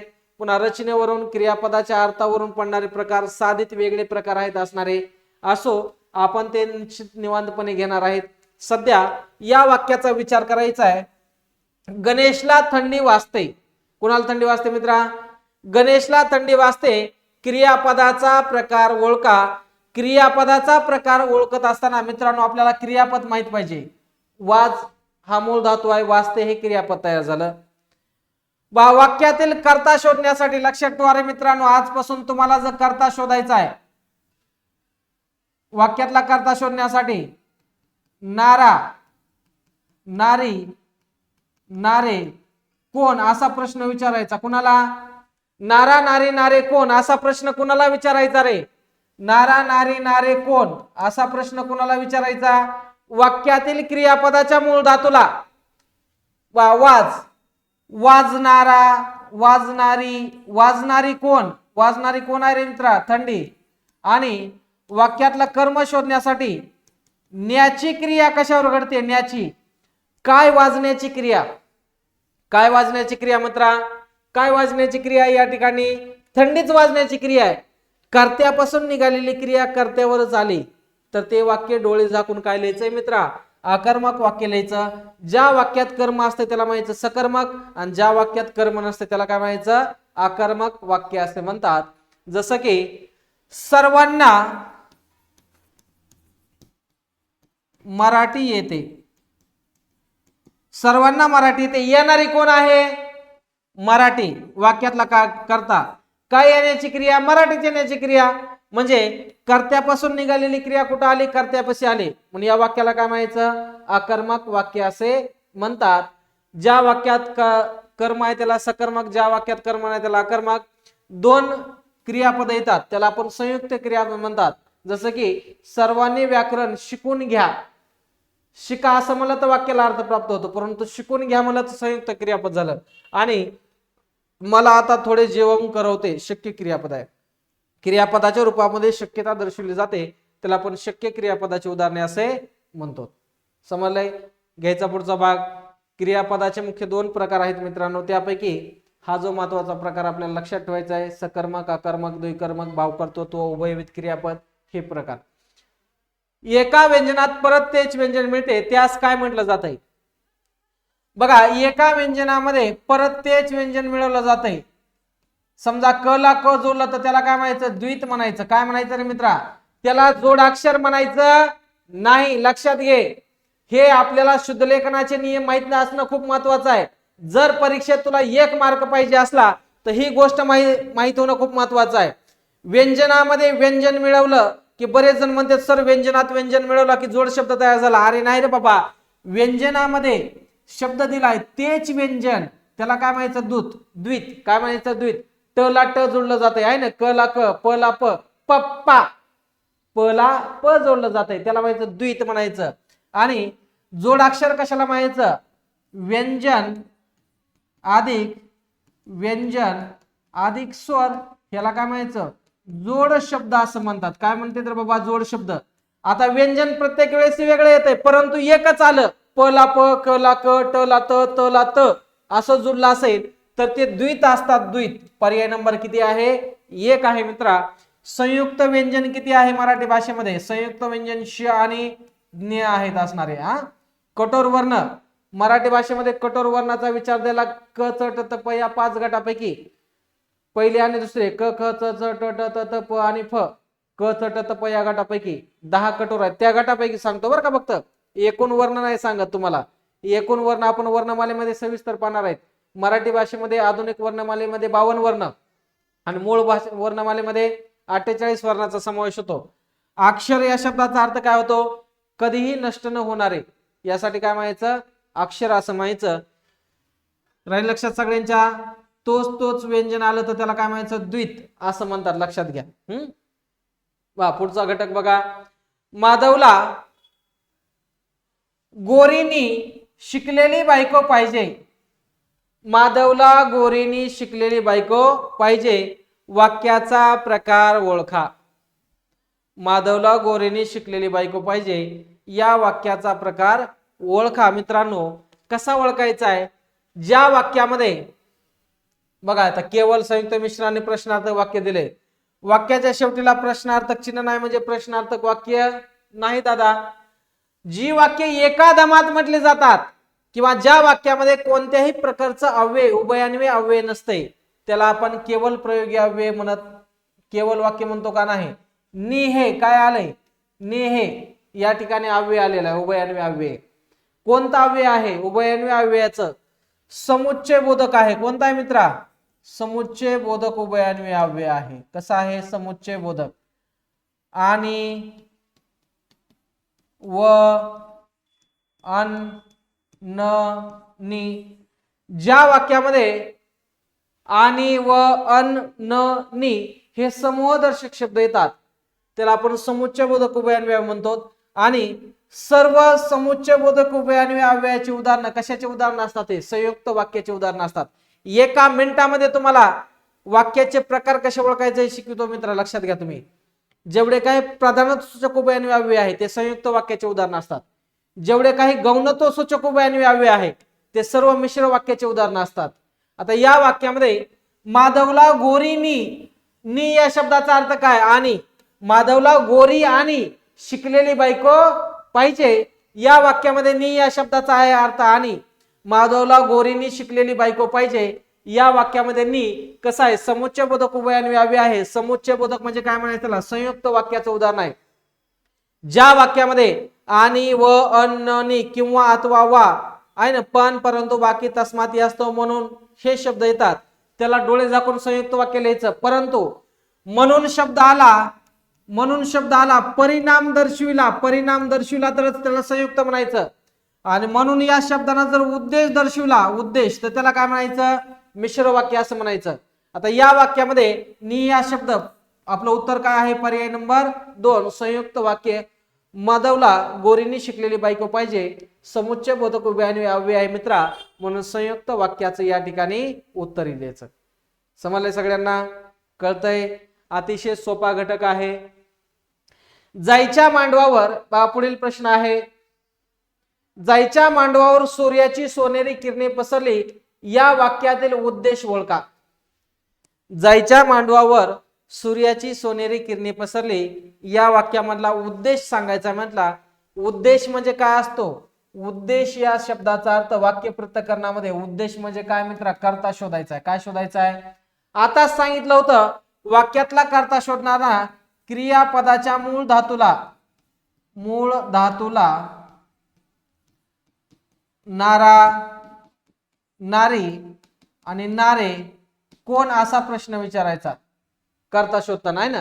क्रियापदाच्या मूळ धातूला नारा, नारी, नारे कोण असा प्रश्न विचारा, वाक्यातला कर्ता मिळतो म्हणजेच उद्देश मिळतो. जायच्या मांडवावर सूर्याची सोनेरी किरणे पसरली. पसरणारी कोण आहेत? पसरणारी कोण रे दादा? किरणे, वाक्यातला कर्ता म्हणजेच काय म्हणायचं? उद्देश. पसरणारी कोण होते? किरणे, कर्ता. वाक्यामध्ये क्रिया करणारा कोण असतो? कर्ता. आता किरण हे क्रिया करायला लागले वाक्यामध्ये, आहे ना. वाक्यातील क्रिया करणारे घटक कोण आहे? किरण आहे. या वाक्यामध्ये किरणे हे वाक्यातील काय असणार? उद्देश आहेच, म्हणजे त्याला काय म्हणायचं? उद्देशला कर्ता असं म्हणतात. लक्षात राहील सगळ्यांच्या? ओके, घ्या पुढचं. पुढील प्रश्न बघा. बाजारातून आईने लाल लाल टमाटो आणले, या वाक्यातील लाल लाल या शब्दाचा प्रकार ओळखा. बाजारातून आईने लाल लाल टोमॅटो आणले, या वाक्यामध्ये लाल लाल बघा. या वाक्यामध्ये काय सांगितलंय? शब्दसिद्धीचा विचार केला तर सम शब्द, तद्भव शब्द, देशी परभाषीय शब्द आहेत असणारे, आहे ना. असे वेगवेगळे शब्द, फारसी आहे, पोर्तुगीज शब्द आहे, पुन्हा इंग्रजी भाषेमधून मराठी भाषेमध्ये आलेले शब्द आहे, अभ्यस्त शब्द आहे. आता या ठिकाणी लक्षात ठेवायचं आपल्याला, मूळ शब्दाच्या अगोदर आला पास हा मूळ शब्द आहे, त्याच्या अगोदर नाही लागला, ह्याला काय म्हणायचं? उपसर्ग घटित शब्द. प्रत्यय घटित कशाला म्हणायचं? मूळ शब्दाच्या नंतर लागतात. जसं की श्याम मूळ शब्द आहे, श्याम, श्यामाने, श्यामाने, ने हा लागलेला प्रत्यय आहे. आणि एकच शब्द जर पुन्हा पुन्हा आला, लाल लाल, आहे ना, माणसं माणसी, पदोपदी, चटचट, पटपट, बरबर, कणकण, रटरट, आहे ना, हळूहळू, मुळू छुनू छुनू, रोनू झुनू, छुनू छुनू, असे ध्वनिदर्शक आणि अभ्यस्त शब्द येतात. एकच शब्द पुन्हा पुन्हा आला तर त्याला आपण अभ्यस्त शब्द असे म्हणत असतो. पटपट, चटचट, भरभर, कटकट, मरमर, पळपळ, आहे ना, बदाबद, असे शब्द आले तर त्याला म्हणायचं अभ्यस्त शब्द. बाबा शेजारी पाजारी म्हणलं तर अभ्यस्त शब्द आहे का? नाही मित्रा, तो अंश अभ्यस्त आहे, आहे ना.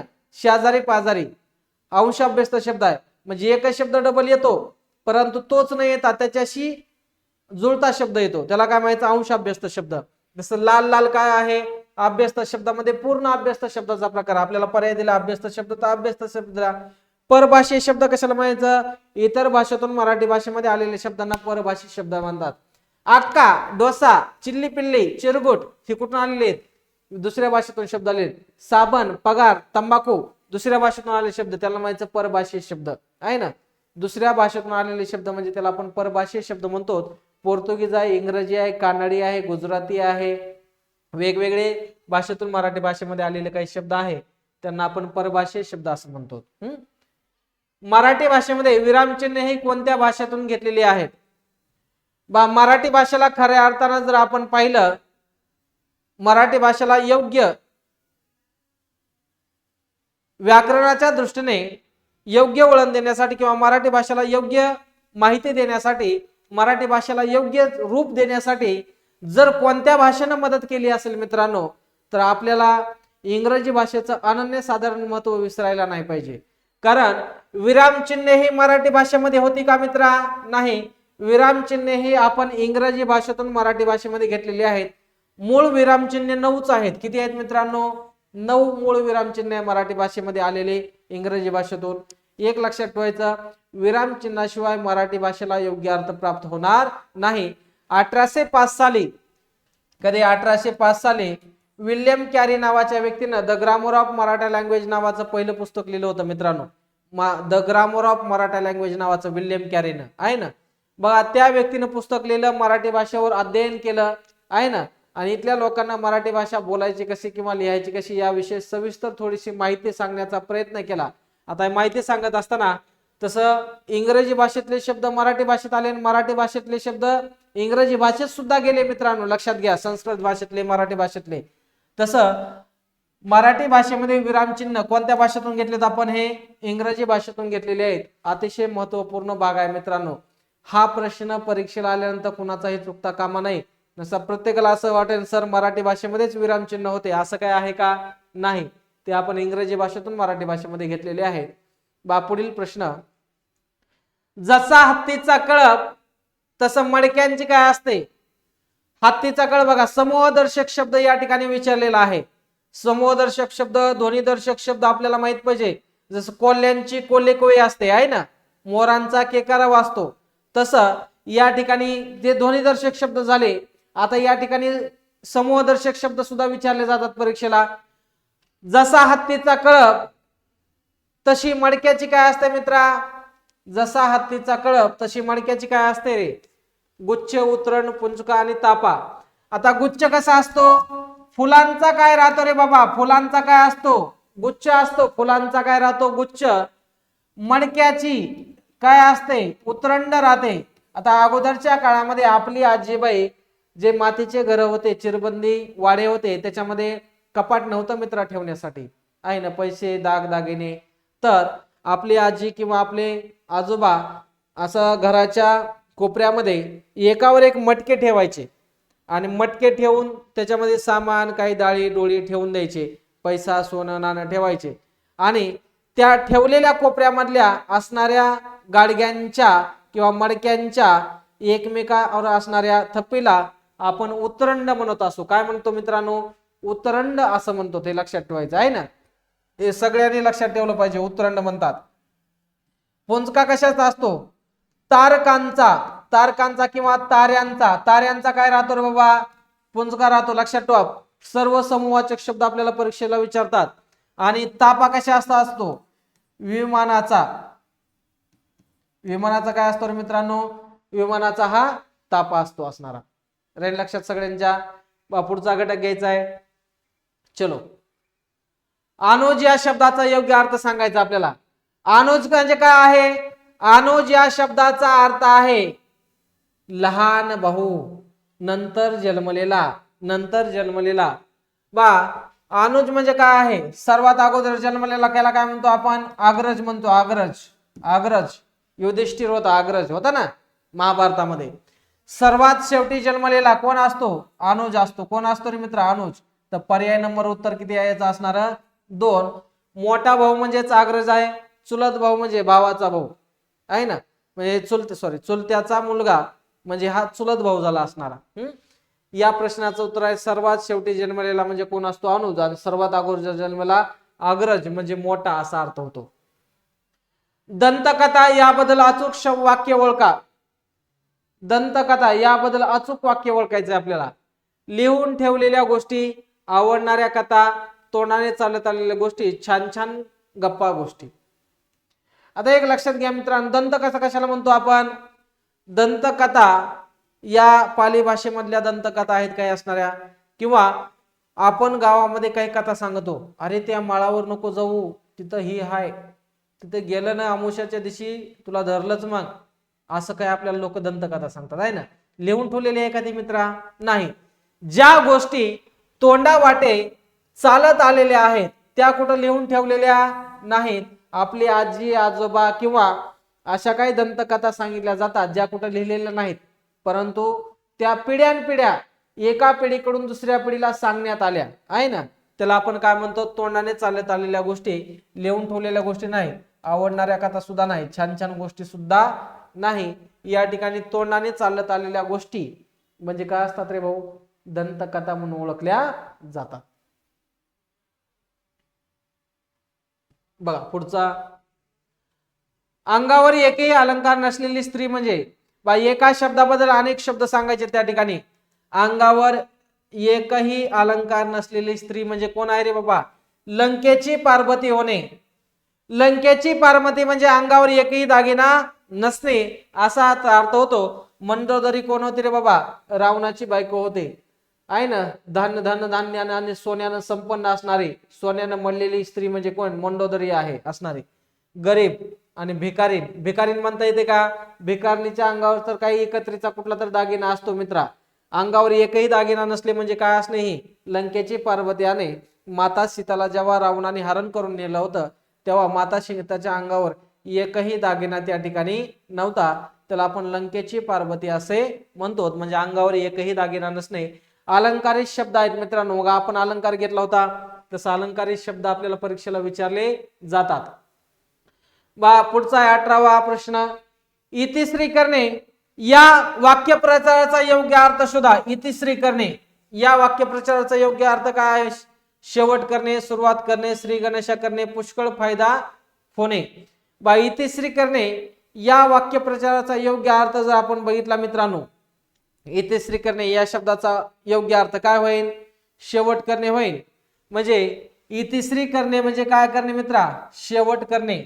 आणि श्री गणेशा करणे म्हणजे काय आहे? सुरुवात करणे. हे दोन्ही शब्द एका अर्थाने आलेले आहेत. पुष्कळ फायदा होणे येणार नाही. श्री गणेशा करणे म्हणजे सुरुवात करणे असा अर्थ होतो आणि इतिश्री करणे म्हणजे काय आहे? शेवट करणे असा या ठिकाणी होतो. लक्षात घ्यायचं. या वाक्यप्रचार खूप वेळा परीक्षेला विचारलेला आणि विचारणार सुद्धा आहेत. परीक्षेला येतात म्हणजे येतात. हे सगळे शब्द लक्षात ठेवायचे आहेत. खूप सोप्या आणि साध्या पद्धतीने आलेले आहे आणि हे तुम्ही वारंवार वाचले पाहिजे, पाठ केले पाहिजे आणि ते करून घेण्याचं काम आम्ही या ठिकाणी करणार आहोत. त्यासाठी व्हिडिओ आवडत असेल तर व्हिडिओला लाईक करा, शेअर करा आणि तुमच्या मित्रापर्यंत नक्कीच या व्हिडिओला पोहोचा, कारण त्यांना सुद्धा या गोष्टीचा खूप सारा फायदा होणार आहे. मित्रांनो, खालीलपैकी शुद्ध शब्द ओळखायचा आहे. आता खालीलपैकी शुद्ध शब्द कोणता ओळखणार? आशीर्वाद, आशीर्वाद, आशीर्वाद, आशीर्वद्या आणि आशीर्वाद. मराठी भाषेमध्ये आपण लिहित असताना पत्रिकावर सुद्धा असं लिहितात काही काही लोक. बघा, लक्षात घ्या, आशीर्वाद असं लिहितात आहे ना. तुमचा आम्हाला आशीर्वाद राहू द्या. तर आशीर्वाद मंगल कार्यालय असं सुद्धा शब्द असतो आहे ना. तर हे शब्द कसा आहे मित्रांनो? हे चुकीचं आहे. आशीर्वाद शब्द कसा आहे? हा चुकीचा आहे. सीला कोणती वेलांटी पाहिजे या ठिकाणी? दुसरी. आशीर्वाद, सीचा उच्चार दीर्घ होतो. आशीर्वाद म्हणजे दुसरा, तिसरा, चौथा हे सर्व पर्याय चुकीचे आहेत. आशीर्वाद हा फक्त पहिला पर्याय काय मित्र या ठिकाणी बरोबर आहे. लक्षात ठेवायचं. आपण लिहित असताना असं लिहितो, आशीर्वाद मंगल कार्यालय, आशीर्वाद असे शब्द भिंतीवर लिहिताना, कागदावर लिहिताना आहे ना, कार्यक्रमामध्ये. परंतु हे चांगलं दिसावं म्हणून लिहितात लोक. तर आशीर्वाद हा शब्द योग्य कसा आहे? पर्याय नंबर 1 आहे मित्रांनो. समजतंय? शुद्ध लेखनाचे नियम सुद्धा आपल्याला माहिती असणं आवश्यक आहे. प्रत्येक प्रश्न खूप महत्वाचा आहे. प्रत्येक प्रश्न परीक्षेच्या अनुषंगाने घेतलेला आहे, जेणेकरून तुम्हाला परीक्षेमध्ये पैकीच्या पैकी गुण मिळवले जातील. हे लक्षात घ्या मित्रांनो. शेवटचा आपला प्रश्न आहे, मराठी भाषेमध्ये एकूण शब्दाच्या शक्ती किती आहेत? मराठी भाषेमध्ये शब्दाच्या शक्ती किती आहेत असं सांगितलंय मित्रा. मराठी भाषेमध्ये एकूण शब्दाच्या शक्ती किती असणाऱ्या सांगता येतील? बघा, मराठी भाषेमध्ये एकूण शब्दाच्या शक्ती 3 आहे. किती आहे मित्रांनो? 3. कोणकोणते आहेत ते आपण सांगतो तुम्हाला.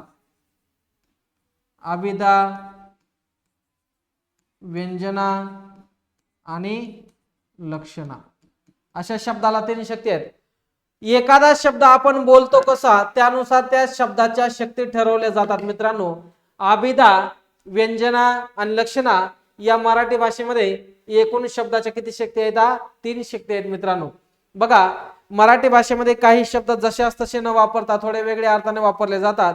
जसं की बघा, या ठिकाणी जर आपण विचार केला अभिधा, व्यंजना आणि लक्षणामध्ये, आम्ही गहू खातो. आता गहू खात असतो आपण? नाही. आता बोलण्याची काही लकब आहे मराठी भाषेमध्ये, त्याला आपण शब्दाच्या शक्ती असं म्हणतो. माझ्या घरावरून पुण्याचा राजाचा हत्ती गेला. आता या वाक्यामध्ये घरावरून कधी हत्ती जात असतो का? नाही, घराच्या समोरून झाला आहे ना. दिंडी आमच्या गावावरून गेली. दिंडी गावावरून जाते का? नाही, गावाच्या मधून जाते, रस्त्यानं जाते आहे ना. जी शब्दाची एक बोलण्याची लयबद्ध मांडणी आहे त्याला आपण शब्दाच्या शक्ती असं म्हणतो. मराठी भाषेमध्ये शब्दाच्या 3 शक्ती आणि रस किती आहेत मित्रांनो? मराठी भाषेमध्ये 9 रस आहेत, आहे ना? ते 9 रस आपल्याला माहिती असतील, नसतील तर आपण यावर सविस्तर माहिती पाहणार आहोत. जर तुम्हाला हा व्हिडिओ आवडला असेल तर नक्कीच हा व्हिडिओ तुमच्या मित्रापर्यंत शेअर करा आणि नक्कीच मराठी भाषेविषयी तुम्हाला काय वाटतंय याबद्दल नक्की मला तुमचे कमेंट ऐकायला आवडेल मित्रांनो. तर या ठिकाणी आज आपण थांबू. आपण 20 प्रश्न आपण घेतले होते जे परीक्षेच्या अनुषंगाने अतिशय महत्त्वाचे संभाव्य आणि PYQ सिरीज होती, जे तुम्हाला परीक्षेमध्ये विचारले गेलेले प्रश्न आहे सर्व, आणि हे प्रश्न येणार सुद्धा आहे आणि या स्वरूपाचे प्रश्न येतील. आम्ही तेच शिकवतो जे परीक्षेला येतंय मित्रा. आपण तेच घेणार आहे जे परीक्षेला येतंय. काही थोपट पसारा करण्याची आवश्यकता नाही. जर हा व्हिडिओ आवडला तर नक्कीच शेअर करा. धन्यवाद मित्रांनो, भेटू लवकरच. आभारी आहे सर्वांचा.